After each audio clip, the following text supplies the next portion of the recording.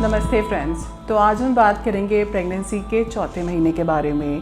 तो जहां आपको पहले 3 महीने में बहुत नौशिया, वॉमिटिंग, थकान और डिक्रीज़ इन एपेटाइट फील हुआ, उस प्रेगनेंसी में 4th मंथ में आपको पहली बार प्रेगनेंसी अच्छी लगने लगेगी, क्योंकि ये सिम्टम्स जो होते हैं प्रेगनेंसी के चौथे महीने में आते आते जाने लगते हैं और मोस्ट ऑफ द पेशेंट के 4th मंथ में सिम्टम कम्प्लीटली चले जाते हैं। और शायद पहली बार 4th मंथ में आपको ये भी पता चलेगा कि आपका बच्चा कैसे दिखता है।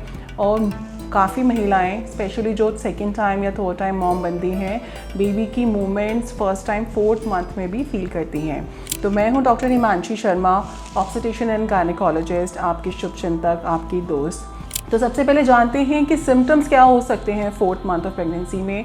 मोस्टली जो पेशेंट्स आते हैं, क्योंकि आपकी प्रेगनेंसी ग्रो कर रही है, बच्चा इस समय पेल्विस से बाहर आने लगता है, आपकी टमी बाहर आने लगती है, तो यूजुअली पेशेंट कंप्लेन करते हैं कि मैम लोअर एब्डोमेन में कहीं खिंचाव जैसा पेन होता है।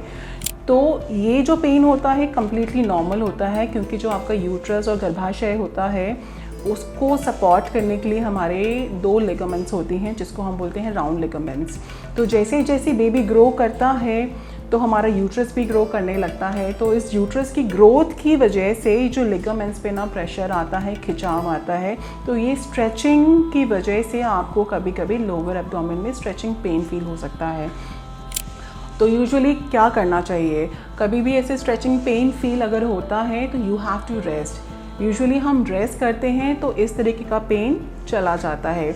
लेकिन कभी कभी अगर पेन कंटिन्यूअस है, रेस्ट करने पर नहीं जा रहा है, लगातार आ रहा है, और जैसे पीरियड्स में क्रैम्पिंग होती है उसके जैसा आ रहा है, और साथ में ब्लीडिंग हो रही है या लीकिंग हो रही है, तो ये अलार्मिंग सिचुएशन हो सकती है। तो आपको अपने डॉक्टर को ज़रूर बताना है और हो सके तो हॉस्पिटल में जाके रिपोर्ट करना है। तो दूसरा कॉमन सवाल जो पूछा जाता है 4th मंथ जब शुरू होता है, तो लोग पूछते हैं मैम क्या अपने हस्बैंड से कांटेक्ट करना नॉर्मल है, क्या हम कर सकते हैं, is it safe. So majorly आपकी प्रेगनेंसी अगर नॉर्मली जा रही है तो हस्बैंड से कांटेक्ट यूजुअली हम मना नहीं करते हैं, it is completely safe. But कुछ कंडीशंस होती हैं जिसमें हम स्पेसिफिकली कंटैक्ट के लिए मना करते हैं, जैसे कि प्लेसेंटा प्रीविया। जब आपकी अवला नीचे होती है तो उस सिचुएशन में अगर आप अपने हस्बैंड से कंटैक्ट बनाते हैं तो ब्लीडिंग एक्सेसिव हो सकती है, which can be alarming situation mother के लिए भी और बच्चे के लिए भी।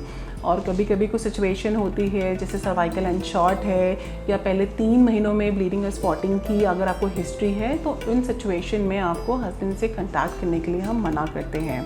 तो अब बात करते हैं थोड़ा सा कि इस महीने में हमको बच्चा कैसा दिख सकता है, क्या उसका कोई साइज़ शेप होता है।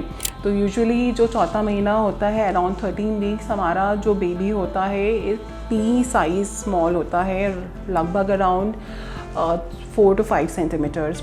और ये अगले हफ्ते यानी कि 14 वीक्स में आते आते लेमन के साइज़ का हो जाता है, और 15 वीक्स में लगभग एक संतरे के साइज़ का दिखने लगता है, और by the 16 week it is of a size of a pear. और सबसे यूनिक बात, इस टाइम पे आपके बच्चे के ऑर्गन्स डेवलप हो रहे होते हैं, और सबसे इम्पॉर्टेंट जो चीज़ होती है बच्चे के फिंगरप्रिंट्स बनते हैं, जो कि हर इंडिविजुअल के यूनिक होते हैं, और बच्चे की kidneys, heart and internal organs form कर रहे होते हैं, और साथ में बच्चा यूरिन भी प्रोड्यूस करने लगता है। तो जो बच्चे के आसपास पानी होता है, जिसको हम एमनियोटिक फ्लूइड बोलते हैं, वो बेबी का यूरिन ही होता है। तो इस एमनियोटिक फ्लूइड में बच्चा आपका मूव करता है, जिसकी वजह से आपको मूवमेंट्स फील होते हैं। तो वही हम अगर बात कर रहे थे 4th मंथ में बहुत लोगों को मूवमेंट्स फील होने लग जाती हैं, स्पेशली दोज वुमेन जो 2nd या 3rd टाइम मदर बन रहे होते हैं। कभी कभार लोग कहते हैं कि 4th मंथ में हमें बेबी के मूवमेंट्स फील नहीं हो रहे हैं, तो इसके कारण यूजुअली एक एंटीरियर प्लेसेंटा हो सकता है। जब हमारा प्लेसेंटा एंटीरियर होता है तो बेबी की मूवमेंट आपकी एब्डोमेन वॉल तक ट्रांसमिट नहीं होती है, तो उन सिचुएशन में उनको बेबी की मूवमेंट थोड़ा लेट फील होती है। और जो महिलाएं पहली बार मदर बन रही होती हैं उनको भी बेबी की मूवमेंट्स थोड़ा लेट फील होती हैं, लगभग अराउंड 20 to 24 वीक्स में। और 2nd और 3rd टाइम मदर्स के लिए ये movement 16 to 18 week as early as possible can be felt. तो बात करते हैं कि प्रेगनेंसी में स्पेशली 4th मंथ में डॉक्टर के पास कब जाना चाहिए। आइडियली जो हम फर्स्ट ट्राइमेस्टर की बात करते हैं, पहले 3 महीनों की, एक विज़िट तो आपको अपने डॉक्टर को देनी ज़रूरी है। लेकिन अगर आपने किसी कारणवश अपने डॉक्टर को फर्स्ट 3 मंथ्स में यानी फर्स्ट ट्राइमेस्टर में नहीं दिखाया है तो 4th मंथ में आप जाके अपने डॉक्टर को ज़रूर मिलिए, क्योंकि कुछ इंपॉर्टेंट टेस्ट एंड इन्वेस्टिगेशंस होती हैं जो आपके डॉक्टर आपको एडवाइस करते हैं। तो उसमें से एक इम्पॉर्टेंट इन्वेस्टिगेशन की हम बात करेंगे जिसको हम बोलते हैं thyroid function test is very important. जो थायराइड होता है बेबी के दिमागी विकास के लिए बहुत ज़रूरी होता है। तो जिस भी मदर में अगर थायराइड हार्मोन की कमी है तो वो थायराइड टेस्ट से हमको पता लगती है, और अगर ये थायराइड की मात्रा कम है तो उसको सप्लीमेंट किया जाता है, विच इज़ वेरी इंपॉर्टेंट कि बेबी की ब्रेन डेवलपमेंट नॉर्मल हो। तो दूसरा इंपॉर्टेंट टेस्ट है जिसको हम बोलते हैं CBC, वो भी किया जाता है। CBC से हम हीमोग्लोबिन का लेवल चेक करते हैं, क्योंकि हमारे नॉर्थ में देखा गया है कि इंडियन वुमेन्स की जो डाइट है आयरन में डेफिशिएंट होती है, तो जिसकी वजह से माँ में खून की कमी पाई जाती है, तो हीमोग्लोबिन लो होता है। तो अगर माँ में हीमोग्लोबिन का लेवल कम होगा तो बच्चे में भी खून की कमी हो सकती है। तो इसलिए ये टेस्ट करना बहुत ज़रूरी है, और जिसमें हीमोग्लोबिन कम है तो डॉक्टर आपके हीमोग्लोबिन के लेवल से आपको दवाइयाँ चलाएंगे ताकि आपको आयरन की मात्रा पूरी हो और बच्चे को आयरन भरपूर मिले और बच्चे की ब्लड की डेवलपमेंट नॉर्मल हो। इसके अलावा अगर आपने फर्स्ट ट्राइमेस्टर में किसी डॉक्टर को नहीं दिखाया है तो आपके डॉक्टर आपको और भी ब्लड टेस्ट कराएंगे, जैसे आपका ब्लड ग्रुप हो गया, यूरिन टेस्ट हो गया, शुगर टेस्ट हो गया। ये सब भी बहुत ज़रूरी हैं ताकि ये जानने के लिए कि इसमें कोई कमी नहीं है आपके शरीर में। अगर कुछ एबनॉर्मेलिटी है तो इसको करेक्ट करना बहुत ज़रूरी है ताकि बच्चे की डेवलपमेंट नॉर्मल हो। तो अब सबसे इम्पॉर्टेंट सवाल जो लोग पूछते हैं चौथे महीने में कि डॉक्टर हमको खाने पीने में क्या चेंजेस करने हैं, क्या इम्पॉर्टेंट है जिससे हमारे बेबी की डेवलपमेंट अच्छी हो, बेबी का दिमागी विकास अच्छा हो। तो बेबी की जो ब्रेन डेवलपमेंट के लिए एक बहुत इम्पॉर्टेंट तत्व होता है जिसको हम बोलते हैं omega 3 fatty acid and omega 6 fatty acid, जिसको DHA यानी कि डोकोसाहेक्सानोइक एसिड भी बोलते हैं, जो कि बेबी के ब्रेन डेवलपमेंट के लिए बहुत ज़रूरी होता है। तो इसकी मात्रा किस में ज़्यादा होती है? इसकी मात्रा नट्स में सबसे ज़्यादा पाई जाती है, इसलिए हम हर वुमेंस को एडवाइस करते हैं कि प्रेगनेंसी में कम से कम 1 मुट्ठी नट्स आप ज़रूर लें। सो नट्स में स्पेसिफिकली हम बोलते हैं 6 से 8 आलमंड्स और 2 वॉलनट रात को भिगो के सुबह ज़रूर खाएं, जिससे हमारे शरीर में ओमेगा 3 ओमेगा 6 फैटी एसिड की मात्रा मेंटेन रहेगी और बेबी का ब्रेन डेवलपमेंट नॉर्मल रहेगा। दूसरा मोस्ट इम्पॉर्टेंट एलिमेंट आता है आयरन। जैसे कि मैंने पहले बताया कि हमारे नॉर्थ में हमारी जो फूड हैबिट्स होती हैं उसकी वजह से हमारी आयरन रिक्वायरमेंट्स पूरी नहीं हो पाती है। प्रेगनेंसी में जैसे कि बच्चे की ब्लड वेसल्स भी फॉर्म हो रही होती हैं, बेबी का ब्लड भी फॉर्म हो रहा होता है, तो बेबी के ब्लड के फॉर्मेशन के लिए बच्चे को चाहिए होता है आयरन। तो वो आयरन के लिए माँ पे डिपेंडेंट होता है। तो हमको चाहिए कि हमारी डाइट में आयरन की मात्रा भरपूर हो। तो हमें क्या खाना चाहिए जिससे हमारी आयरन शरीर में आयरन की कमी ना हो? तो जो लोग तो वेजिटेरियंस हैं उनको ग्रीन लीफी वेजिटेबल्स यानी कि हरी साग सब्जियां खूब खानी है, डेली डाइट में ज़रूर इंक्लूड करना है, which is a very rich source of iron. Along with it जो हमारा ब्लैक ग्राम दाल होती है, चना होता है, they are also very rich source of iron. हमारा जो गुड़ होता है, डेट्स होते हैं, ये सब आयरन की मात्रा में भरपूर होते हैं। दूसरा एक बहुत इंपॉर्टेंट हमारा अनाज होता है रागी। रागी में iron as well as calcium की मात्रा बहुत अधिक होती है। तो हमें कोशिश करनी है कि हमारे जो डेली की जो हमारी चपातियाँ बन रही हैं मल्टीग्रेन्स हो और उसमें रागी ज़रूर हो। और जो लोग नॉन वेजिटेरियंस हैं they can consume cooked meet because meat is also a very good source of iron. तीसरा इंपॉर्टेंट एलिमेंट आता है कैल्शियम, क्योंकि बेबी हमारे अंदर ग्रो कर रहा है, उसकी हड्डियां भी बन रही हैं, तो उसकी हड्डियों के फॉर्मेशन के लिए उसको कैल्शियम भी चाहिए और कैल्शियम भी बच्चा मदर से ही लेता है। तो मदर को अपनी डाइट में कैल्शियम रिच फूड इंक्लूड ज़रूर करना है, जो कि हमारा मिल्क एंड मिल्क प्रोडक्ट्स में बहुत अच्छा होता है। So mother should consume at least 2 glass of milk every day and paneer and chaas, lassi और दही, ये सब ज़रूर इंक्लूड करना है। इसके अलावा मखाना जो हमारे होते हैं they can be consumed as a snack 1 bowl, क्योंकि they are also which very rich source of calcium. एक और कॉमन सवाल लोग पूछते हैं कि मैम आयरन और कैल्शियम की दवाई कैसे खानी चाहिए, और अगर कब्ज़ी हो रही है प्रेगनेंसी में तो उसका क्या इलाज है, क्या निवारण है? तो जैसे ही हमने अभी डिस्कस किया कि आयरन और कैल्शियम प्रेगनेंसी में कितना ज़रूरी है, क्योंकि बच्चे की ग्रोथ उस पर डिपेंडेंट है, तो माँ को खाने में तो ये अमाउंट बढ़ाना ही है, लेकिन इसके साथ डॉक्टर आपको सप्लीमेंटेशन भी देते हैं। आपको आयरन की गोलियाँ भी प्रिस्क्राइब करी जाती हैं चौथे महीने से, और कैल्शियम की। तो इसको लेने का तरीका आपको ज़रूर पता होना चाहिए। आयरन का स्पेसिफिक बात यह है कि आयरन को खाने के साथ कभी नहीं लेना होता, क्योंकि अगर आप खाने के साथ आयरन की गोली खाएंगे तो वो एब्जॉर्ब नहीं होती है। तो you should maintain 1 hour gap between iron tablet and food. और आयरन की एब्जॉर्प्शन विटामिन सी से बहुत बेहतर होती है, तो यूजुअली हम एडवाइस करते हैं कि नींबू पानी, जो कि very rich source of vitamin C है, उसके साथ आयरन की गोली ज़रूर खाएं।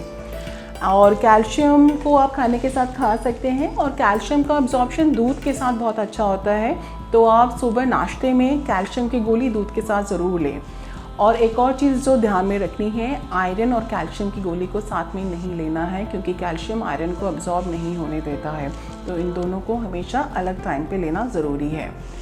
कई लोग ये कंप्लेन करते हैं कि मैम जब से हमने आयरन और कैल्शियम की गोली शुरू करी है तो हमको कॉन्स्टिपेशन और कब्ज़ी हो रही है, तो उसका हम क्या करें। देखिए, कॉन्स्टिपेशन प्रेगनेंसी के हार्मोन्स की वजह से भी होता है, which is a very common thing to happen. तो उसमें हमें थोड़ा लाइफस्टाइल में चेंजेस करने चाहिए। जैसे कि अगर आप सेडेंट्री लाइफस्टाइल है, अगर आप बैठे हुए हैं, तो कॉन्स्टिपेशन होने के चांसेस ज़्यादा होते हैं। तो हम यूजुअली एडवाइस करते हैं 30 से 45 मिनट की वॉक आप ज़रूर करें। दूसरा इंपॉर्टेंट चीज़ है हाइड्रेशन। अगर आप पानी कम पिएंगे तो भी आपका कॉन्स्टिपेशन बढ़ेगा। तो इन प्रेगनेंसी कम से कम 3 लीटर पानी आपको पीना ज़रूर है। तीसरा, फाइबर। अपनी डाइट में फाइबर की जो मात्रा है वो बढ़ाएं। तो फाइबर आप कैसे ले सकते हैं? सलाद से। तो जो भी खीरा और ककड़ी होती है, इसको अच्छे से धो के पील करके अपनी हर 3 जो मेजर मील्स होती हैं उसमें इंक्लूड ज़रूर करना है। और जो फ्रूट्स होते हैं हमको होल कंज्यूम करना है, इसके जूस नहीं लेना है, क्योंकि फ्रूट्स अगर हम होल खाएंगे साथ में फाइबर्स भी बहुत अच्छी अमाउंट में जाता है। अगर हम ये सब चेंजेस अपनी लाइफस्टाइल में करेंगे तो कॉन्स्टिपेशन होने के चांसेस कम से कम हो जाते हैं। लेकिन कई लोग बोलते हैं मैम हम सारे प्रिकॉशंस भी ले रहे हैं, लेकिन उसके बाद भी हमारी कॉन्स्टिपेशन ठीक नहीं हो रही।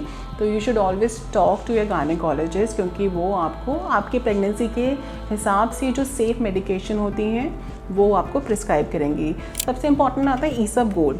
अब isabgol is a very safe thing to take in the pregnancy. आप 1 से 1.5 चम्मच रात को गुनगुने पानी के साथ अगर लेंगे तो मोस्टली कॉन्स्टिपेशन आपका उससे ठीक हो जाता है।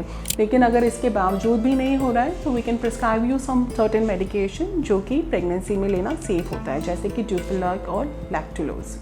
अब लोग मोस्ट कॉमन क्वेश्चन ये भी पूछते हैं कि ma'am is it safe to start exercise और yoga in the pregnancy, especially in the 4 month. Yes, चौथा महीना प्रेगनेंसी में एक्सरसाइज स्टार्ट करने के लिए, योगा स्टार्ट करने के लिए बहुत ही अच्छा है, बिकॉज आपके मोस्ट ऑफ द सिम्टम इस टाइम तक चले जाते हैं। आप एनर्जाइज फील कर रहे होते हो और आपको भूख भी बहुत लगती है।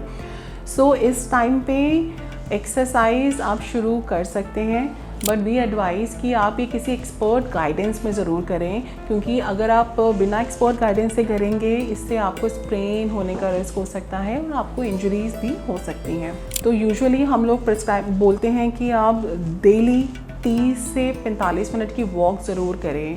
इससे आपकी मसल जो मांसपेशियाँ होती हैं रिलैक्स होती हैं, जिससे आगे जाके नॉर्मल डिलीवरी में आसानी होती है। और एक और चीज़ का ध्यान रखना है कि अगर आप कोई एक्सरसाइज कर रहे हैं या वॉक कर रहे हैं, you should have to listen to your body. कभी कभार आप चल रहे हैं और आपकी सांस फूल रही है, आपके पैरों में क्रैम्प्स आ रहे हैं, आपके एब्डोमेन में क्रैम्प्स आ रहे हैं, तो you have to listen to your body. So during that time आपको बैठना है, you have to take rest. फिर अगर आपको लगता है कि आप कर सकते हैं, रिज्यूम कर सकते हैं, तो ही आपको करना है। आपको अपनी बॉडी पे प्रेशर नहीं डालना है। और प्रेगनेंसी में इट इज़ यूजुअली एडवाइस कि आपको भारी काम नहीं करना है और हेवी वेट लिफ्टिंग नहीं करनी है।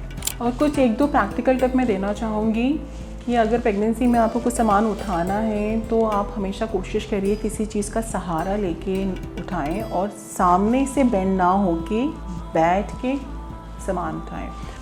तो आइए अब जानते हैं चौथे महीने में शरीर में क्या बदलाव हो सकते हैं। प्रेगनेंसी में आपके हार्मोन्स चेंज हो रहे हैं, आपकी बॉडी में प्रोजेस्टेरॉन की मात्रा बढ़ती है, तो उसमें काफ़ी लोगों में बॉडी में डिफरेंट चेंजेस आते हैं, जिसमें मोस्ट कॉमन होता है बहुत लोग कंप्लेन करते हैं कि मैम हमारी हेयर फॉल ज़्यादा हो रही है, विच इज़ कम्प्लीटली नॉर्मल। किसी किसी में हेयर ग्रोथ अच्छी हो जाती है, बाल लस्टरस हो जाते हैं, किसी किसी में हेयर फॉल ज़्यादा होती है, दोनों ही सिचुएशन नॉर्मल होती है। दूसरा लोग कंप्लेन करते हैं कि मैम पिंपल्स ज़्यादा हो रहे हैं। ये हर किसी की बॉडी ये प्रेगनेंसी के हार्मोन्स को डिफरेंटली रिएक्ट करती है। किसी के पिंपल्स हो जाते हैं, किसी के स्किन ग्लो करने लगती हैं, दोनों ही सिचुएशन नॉर्मल है। अगर ये चीज़ आपको बहुत ज़्यादा ट्रबल कर रही है तो you should always discuss this thing with your gynaecologist, क्योंकि आप कोई भी दवा अपने आप नहीं लगाएं, क्योंकि पिंपल्स की जो कुछ दवाइयाँ होती हैं ऐसी होती हैं जो प्रेगनेंसी में प्रोहिबिटेड होती हैं। तो अगर आपको ये चीज़ें ज़्यादा हो रही हैं तो अपने डॉक्टर से डिस्कस करें, तो वो आपके डॉक्टर प्रेगनेंसी के अनुसार जो भी सेफ़ मेडिकेशन होगी वो आपको अप्लाई करने के लिए देंगी। तीसरी इंपॉर्टेंट चीज़ जो लोग कंप्लेन करते हैं कि चेहरों पे छाइयाँ आ रही हैं, ये भी प्रेगनेंसी के हार्मोन्स की वजह से ही होता है। तो जैसे जैसे प्रेगनेंसी ख़त्म हमारी डिलीवरी हो जाती है, धीरे धीरे ये चीज़ें भी कम होने लगती हैं। चौथी मोस्ट इम्पॉर्टेंट चीज़ जो प्रेगनेंसी में होती है कि पेट में काली सी लाइन दिखने लगती है। आइडियली 4th से 5th मंथ में ये दिखनी शुरू हो जाती है, जिसको हम बोलते हैं लीनिया नाइग्रा। ये भी प्रेगनेंसी की हार्मोन्स के चेंजेस की वजह से ही होती है। हमारा जो बॉडी में मेलानिन होता है वो वहाँ पे इकट्ठा होने लगता है। ये हर किसी के डिफरेंट बॉडी में डिफरेंट तरीके से डिफरेंट कलर्स में हो सकती है, एंड इससे डरना नहीं है। ये प्रेगनेंसी के बाद यानी डिलीवरी होने के बाद धीरे धीरे फेड हो जाती है। पांचवी बहुत इंपॉर्टेंट चीज़ जो आप फील करेंगे इज़ स्ट्रेच मार्क, क्योंकि चौथे महीने से आपका एब्डोमेन बाहर आने लगता है, बेबी ग्रो करने लगता है, तो वो स्किन पे प्रेशर डालता है, तो स्किन के खिंचने के कारण एक स्ट्रेच मार्क फॉर्म होते हैं। ये भी कम्प्लीटली नॉर्मल फिनोमेना है। तो इससे बचने के लिए क्या कर सकते हैं? आपको सबसे पहले सबसे इम्पॉर्टेंट आपकी स्किन को मॉइस्चराइज़ करना है। तो मॉइस्चराइजेशन के लिए आप अपने डॉक्टर से डिस्कस कर सकते हैं। बहुत सारी स्ट्रेच मार्क की क्रीम्स आती हैं, उसको आप अपने एब्डोमेन में अगर लगाते हैं तो ये स्ट्रेच मार्क कम फॉर्म होते हैं। एक मोस्ट घर में सबके नारियल तेल भी अवेलेबल होता है, आप उसको भी यूज़ कर सकते हैं मॉइस्चराइजेशन के लिए। तो दिन में कम से कम 3 से 4 बार अपनी बेली को आपको मॉइस्चराइज़ करना है। दूसरी इम्पॉर्टेंट टिप है कि आपको अपनी हाइड्रेशन ठीक रखनी है। अगर आप अपना पानी की मात्रा ठीक रखेंगे, स्किन आपकी हाइड्रेटेड होगी, तो ये स्ट्रेच मार्क कम फॉर्म होते हैं। अगर आप डिहाइड्रेटेड रहेंगे तो स्ट्रेच मार्क ज़्यादा फॉर्म होते हैं। और तीसरा इंपॉर्टेंट चीज़ है कि वेट गेन। अगर आप प्रेगनेंसी में स्टेडी वेट गेन करेंगे तो भी ये स्ट्रेच मार्क कम फॉर्म होते हैं। देन अगर आपने एकदम से बहुत ज़्यादा वेट गेन कर लिया तो भी स्ट्रेच मार्क जल्दी और बहुत ज़्यादा फॉर्म हो जाते हैं, और डिलीवरी होने के बाद धीरे धीरे ये फेड भी होने लगते हैं, तो इससे घबराने की कोई ज़रूरत नहीं है। छठा, एक और लोग कंप्लेन करते हैं कि हम ब्रश कर रहे हैं तो उसमें ब्लीडिंग हो रही है। ये भी प्रेगनेंसी में होना बहुत कॉमन है, क्योंकि प्रेगनेंसी के हार्मोन्स की वजह से हमारी बॉडी की वास्कुलरिटी बढ़ती है, यानी कि हमारे गम्स की भी वास्कुलरिटी बढ़ती है। तो इसके लिए हमें ये मेक श्योर करना है कि जो हमारा टूथब्रश हो उसके ब्रिसल्स सॉफ्ट हो।